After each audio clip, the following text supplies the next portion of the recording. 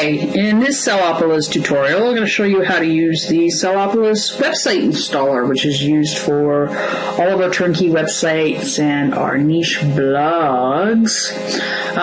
For this tutorial, we're just going to assume that you've already got your database information. That's actually in a different tutorial, so I decided not to put it in this one, so it's just basically the quick information. So we're not going to go through the whole thing for people that actually know how to do it, you know, all that kind of fun stuff. So first thing we're going to look at here is I've got my website here. I'm just going to use the domain name Siberia.ca for this. It's just a domain I have. There's nothing on it right now. See, it says index of, so there's nothing there. So what we're going to do, we're going to install it on this website. Exciting, isn't it? So we'll go to Sellopolis, and I am going to select the Turnkey website store, and we're just going to install that. Our Turnkey website store is for members to sell our websites. You know, we've got our Turnkey websites, niche blogs, and pretty much you can have whatever you want on there. We got ebooks, graphics, videos, all kinds of fun stuff. Generally, the layout will be the same. Underneath the title of the product that you want to install, it'll have demo and it'll have install. So we're going to click on install, and it's going to ask me for my user information. This is just your member information to access the members area, so you just click on that, click OK. We'll just take that off, we don't want that. So then the installer comes up. So we've got Sellopolis VIP website installer version 2.0. So the site is a PHP 5 MySQL website.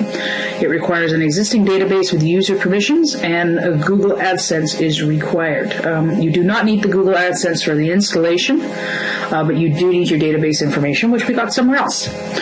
Now, first of all, this is the area that is most important, other than obviously your FTP information, and that is entering the URL where you're going to install the website.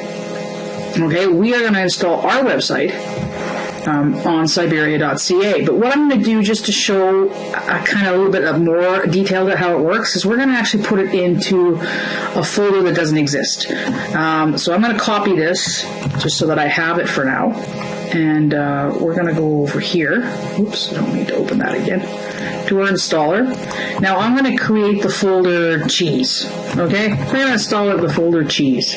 So that's what I've entered here with the HTTP at the very beginning, your full URL as to where you want your website to go.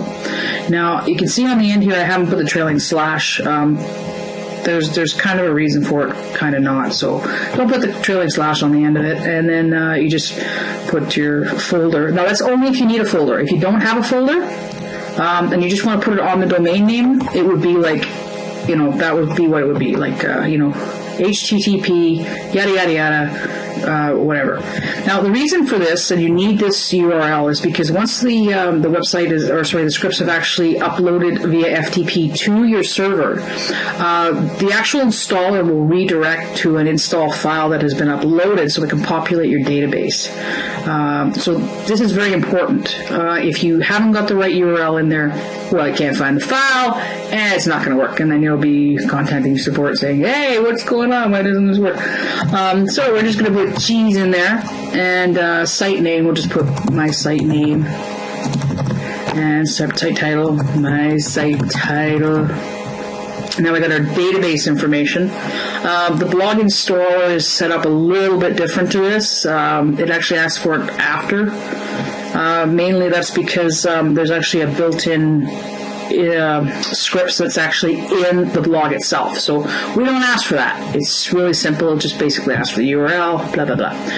So now I've got my notes here that I created earlier that has all my database information on it. Now this is very simple database information. I just did it just as an example. Obviously you're going to select something a little bit more complicated, you know, than test, user, and password, but this is the information that we need. So host name is localhost.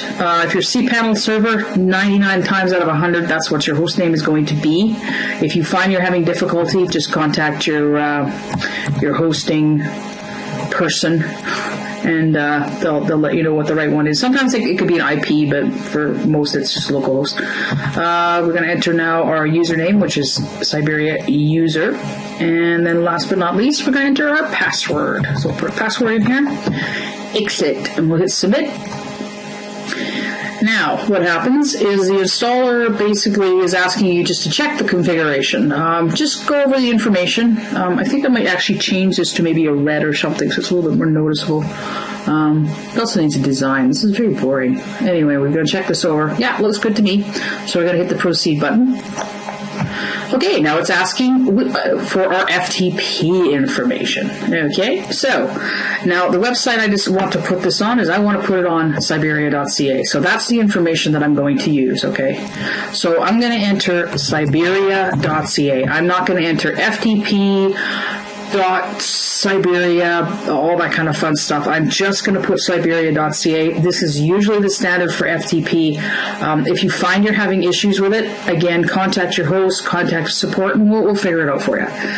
Okay, so the username for this account is Siberia, I think. And the password is just password1. This is just for testing. I just changed it for testing. I don't want to give you my password because that's like not good. Okay, now we have another important place because this portion of the installer needs to know where it actually needs to put the scripts. So the first section of it with the URL is where it needs to redirect once it's uploaded. This is the portion that's actually going to upload those scripts. Now, the reason that this is done after and not on the same page as the first part is because the script itself is writing a configuration file that's unique to you. It needs to do that, and then it needs to upload those files. So this is the easiest way to kind of do it, so it's not a big mess.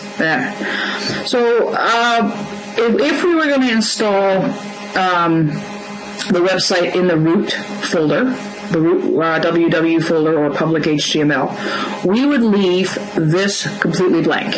Okay? Because that is the default location. Now, because we selected earlier, we want a folder called cheese where we want to put our website, we're going to put cheese in here, just like that. Okay? Cheese. That's it. So what the script is going to do, it will write that folder for us, but we've already set that in the very beginning that that's where we want our website to go. So there we go. So if you want it in the root, okay, leave it blank. This folder right here. If you don't, you select the name. So whatever your name wants to be, if you want to have, say, demo/turnkey store, that's what you put, as long as it's, URL friendly type thing. So now that we've got that, we're going to hit this button, start. And we're ready. And there we go. All of a sudden we got Prozilla 2.0 installer. It says Prozilla because before we became Sellopolis, we were Prozilla. It says website has been successfully installed. Please delete the file install.php from your server. Please visit the Prozilla 2.0 forum for instructions for using and customizing features of this website. So if I go up here and take a look, it says here that the location we're at is siberia.ca/cheese, and then we've got the install file. So in the very beginning, when we entered that URL, this is the URL it needed so that it could launch this install file. And then when we did our basic information, we needed to have Siberia in there, and we told it it needs to create the directory cheese. Okay? So if I go back now, or over here, which is our Siberia website, if I enter this again, it's telling me that the folder cheese now exists. So if we click on that, there's our website all loaded, and we got our database working fine. Oops, what is this? Alright, well, we're not supposed to do that. But anyway, we got our website that apparently is not working fine. Looks like an htaccess file is missing, so I will fix that. But anyway, that's how we install the website.